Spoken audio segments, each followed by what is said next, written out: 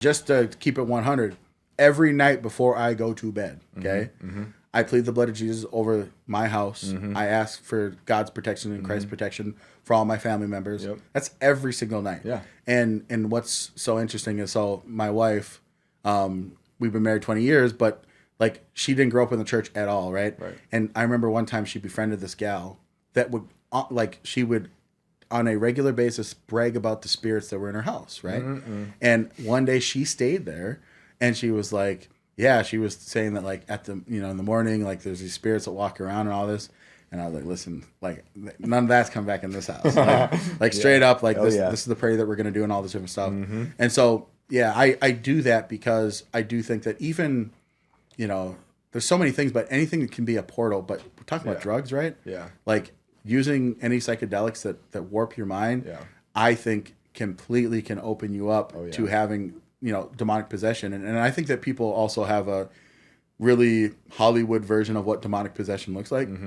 It doesn't mean like you're just like twisting your head's going back and all that. Like I think that can happen too. But it might be when people are like, oh, this person just all of a sudden they changed. Like they became so dark and they didn't want to do anything. Right? Talking about depression and anxiety and all these different things. I'm not saying that those aren't real and that they don't exist, because I do believe that they exist. But I also believe that they can also be impacted by, again, these spiritual wounds, if you want to say, and through spiritual warfare. And that's why, again, I believe, again, from a foundational perspective, that God has the power to do anything, right? Like faith of a mustard seed, moving mountains, all that I believe is 100% true. So I do believe that even when you have, mental health issues, that those things can be cured. I'm not saying that they always will be, because that's the other thing too. Some people are like, well, I prayed, so it should go away. And it's like, again, that's not how it works either, because that might not be part of God's plan, right? And I think that God does answer prayers as well. So I think prayer in general is a good thing. But yeah, ultimately, when you open yourself up to negative things, negative thoughts, I think that you do have to, on a regular basis, make sure that you're asking for God's protection over and over again. And if you do that, my experience has been that it ain't going to be so bad, at least for me. But that demonic possession piece, for people that don't do it, or they're like, oh, I don't need to do that. Like, I didn't dabble in this. I'm like, in general, just every once in a while, man, throw some blood of Jesus over your household before you go to bed. And I think you'll be better off. I do the same thing. I pray every night and have the kids pray before dinner. And I think it's really important. I didn't have that growing up. We were just like religious, But it became way more important to me. The more I saw evil in the world is when I saw that there has to be the balance. There has to be good. And that put me down the path to where I'm now. And I love going to church and having a community for my kids. And I'm starting to see like demons, like I was saying earlier, with serial killer type demons, and lower level demons. I think, my theory is like there's some demons that take over their host. And they do it slowly, right? Like you were saying, like it's not all Hollywood style. Sometimes they do it slowly because they don't want to destroy the host. They want to be in there. And they slowly erode away at the morals and everything of a person, whether it's through drugs or something, And you see people just making really bad decisions constantly.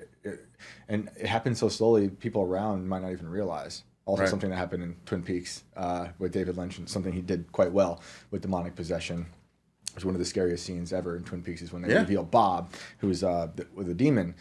But that's how I see a lot of this stuff, and that was one of my first encounters, watching it on a TV screen, being like, oh, wow, that's actually way scarier, because they take over and you don't even know, like Invasion of the Body Snatchers type situation, where there's a little something off, and then the more you're around them after a long amount of time, it starts to seep through, like, this is almost like a different person. They look the same. So with all that in mind, demons and everything, you're in politics. I am in politics. So that's sick. So you're gonna be a hellfighter in politics? Oh man, see again, like when you try and put all this into perspective, it's like, so then how do you go about your life, man? And that's why to me, it's about having that personal relationship with Christ, right? In your interactions, and in general in politics, just like every other field. Yeah, it's there too, man. Like I've seen it in 100% in the places I've interacted with local. People. You're saying? I mean, not call it names, or no? I'm just kidding. Let's list them. We're in Minnesota, so take it away. and honestly, I'm not trying to say that Republicans are the only people that have a belief in Jesus Christ, but I think that our country really has tended that way. That I think it's very difficult to be an actual Democrat elected official that supports Democrat policies that are demonic. Like there's just no other way for me to describe it. Right. And the thing is, if we're being very candid and critical, I can see some of that with certain policies on the right too. 100%. Where people are like calling for like destruction of something. That is demonic, right? It's very simple. When you talk about like the slow roll of demonic possession, it's because the intent of the devil and for demonic entities is to kill and destroy all of God's creations. Right. Like that's their driving core. Right. Whereas God and angelic entities to uplift the great things about life that God gives us. And so you get the same thing in politics, man. What would you see as something that's the right wants to destroy? That you would see as being bad. Yeah. So for the long time, right, like we were very, very war hawk, right? Oh, go take this land, go do this thing, and people just let's do it, bomb them, right? And it's like, well, that's still like that's one of God's creation. I'm not trying to be like hippy dippy or whatever, but it's like we're God's people, man. Even those that haven't accepted Christ, right? Like those are still God's people at the end of the day. And so that has been something I've seen. Now this gets people a little bit whatever, and I'm just going to say it. I'm against the death penalty. Yeah, I am too. Like capital punishment? Capital punishment. Yeah, I am too. So tell me why you are. And it's because God, again, gives us life, right? And this life is not for us to take away. And there's a difference between defending yourself, right? Like someone is actively trying to end your life and you are defending your life or the life of others. And you have to use basically lethal force in order to stop that threat from happening. Different story than you've already been able to stop that threat. Now you've went through a jury trial. Let's set aside the fact of us not having this inconsistent where we're recognizing that the justice system with certain people, like let's say the officers involved in the George Floyd case, Alexander King, I think, just got released yesterday. Obviously, Derek Chauvin is still going to be in there for a long time. Hopefully not. But the justice system failed there. It failed during Trump. But all of a sudden we'll be like, oh yeah, but when it comes to capital punishment, they're always going to get it right. Let's set that aside. The fact is that person, the threat that they pose, right, can be completely brought down to basically zero. I'm okay with throwing people in a box if they warrant it, right? I don't think that you just perpetually for all of time throw someone in a dirty hole and do nothing else. I think you could earn that over time. But ultimately, I don't think it's up to us to take away someone's life. Yeah, I'm with you on that. And that's why on the front end of everything, I'm also hardcore pro-life too, man. So it's like my spectrum continues all the way through. And so when it comes to war, I think that there sometimes is this conversation you can have about the justness.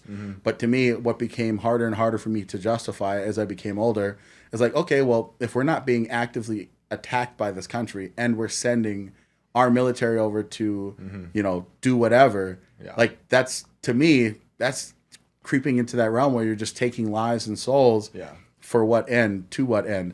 And so, when I say that, people are like, even you're talking about serial killers and rapists and child rapists. And I'm like, yeah, dude, all that's brutal. And I think those people should be thrown in a box. I think that we also need to reform our prison system. And there are certain people that actually need to have way less privileges, right?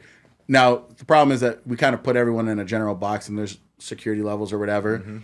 So, if you're like whatever drug dealer, Whitney from X place, and you got caught dealing drugs, maybe you should be able to still go buy a TV, have a texter phone. I don't know, maybe. Right.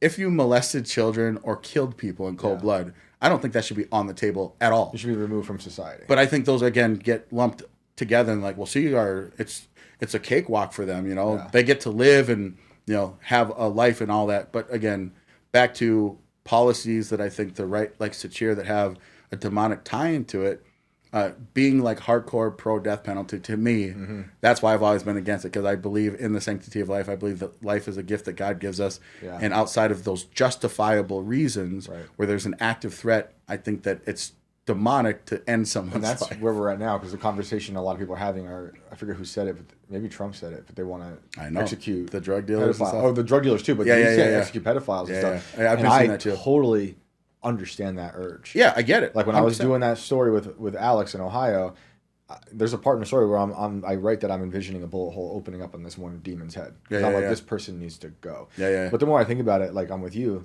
I just want to remove them from society. Correct. I don't think we should give anyone the right to do it unless it's like you're in self-defense. Sure. Which is a different story. Yeah. And war on a maximum scale for self-defense when it's needed, not what we have today with these forever wars. We're just using it for national security. Right.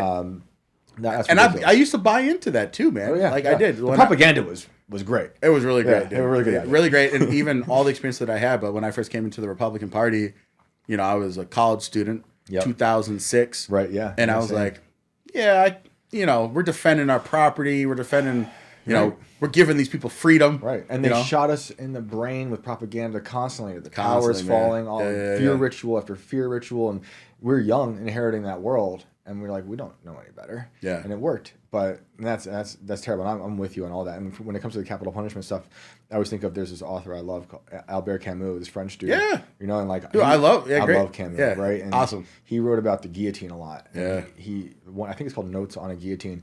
But he talked about capital punishment, and he was against it as well. But he said if they have to do it, it should be totally public. Sure. Right? And I agree with that, although I don't want it, right? But his argument was, we chop off the heads in public instead of doing it behind the walls.